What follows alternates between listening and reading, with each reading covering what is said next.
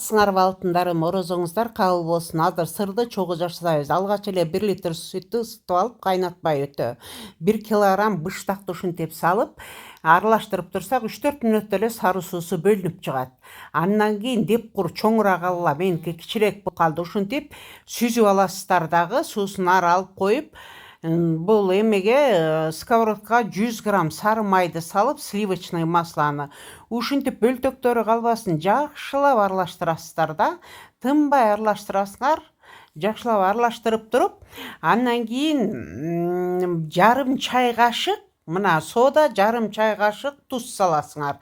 Дагы эле тынбай аралаштыра бересиңер. Баарын даярдап алгыла. Мен жанымда бирдемелерди ала коюп улам токтоп аттым, бирок токтобой аралаштырган жакшы да. Анан 2 жумуртканын сарысын кошуп туруп, дагы ушинтип аралаштыра баштаганда уже мына чоюлуп баштайт да.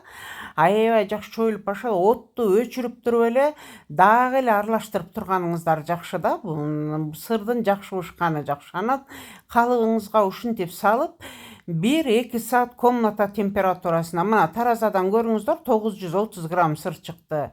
1-2 саат комната температурасында коюп, андан кийин муздаткычта 1-3-4 саат коюп койсоңуз ушундай даяр болду. Пиццага жарайт, бутербродко, салаттарга каалашыңча колдоно берсеңиздер болот.